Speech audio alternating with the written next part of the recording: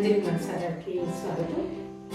ఇవాళ మనము బెల్లపన్నం పల్లెటూళ్ళలో కొన్ని దొరకవు వాళ్ళకి చాలా సింపుల్ వేలో కానీ చాలా టేస్ట్ ఉంటుంది.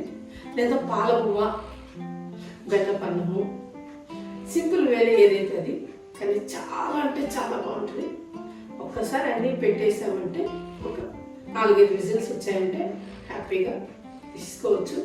పిల్లలు ఎప్పుడైనా చేంజ్ కోసం కానీ లేదంటే కొంచెం స్వీట్ తినాలనిపించినప్పుడు అన్నీ ఇంట్లోనే ఉంటాయి. ఓకేనా, రెసిపీని కలుద్దాము. ఒక కుక్కర్ తీసుకున్నాను.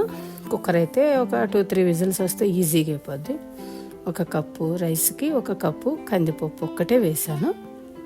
అవి కూడా వేసుకోవచ్చు కానీ ఇది కొంచెము పిల్లలకి ఈజీగా అరుగుతుందని ఒకసారి కడిగాను. దాంట్లో 1కి జనరల్గా 3 వేస్తాను నేను.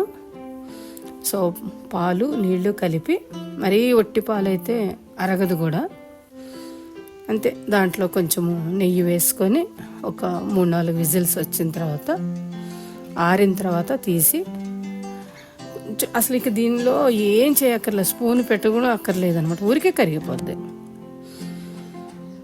నేనైతే కొంచెము దీన్ని నానబెట్టాను 1 అరగంట, ఎందుకంటే త్వరగా అవుతుందని, మంచిగా కందిపప్పు ఉడికి వస్తుందని.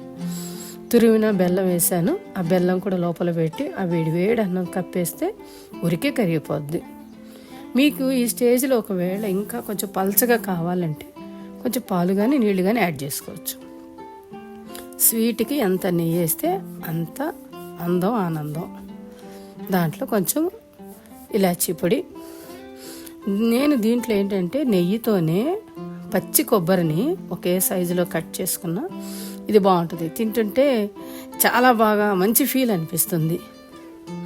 దాంట్లో కొంచెం జీడిపప్పు కావాలంటే మీరు కిస్మిస్ కూడా వేసుకోవచ్చు, మీ ఇష్టం. ఓకేనా, ఇది ఎంత బలం అంటే ఇంకా అసలు కడుపు నిండిపోతుంది. పిల్లలకైనా లేదా ఫుడ్ తిన్నాక, పెద్దవాళ్ళకైనా, డిన్నర్ తర్వాత అయినా లంచ్ తర్వాత అయినా కొంచెం 1 స్పూన్ స్వీట్ పెడితే కంప్లీట్ అవుతుంది మీల్. ఓకేనా, బాయ్.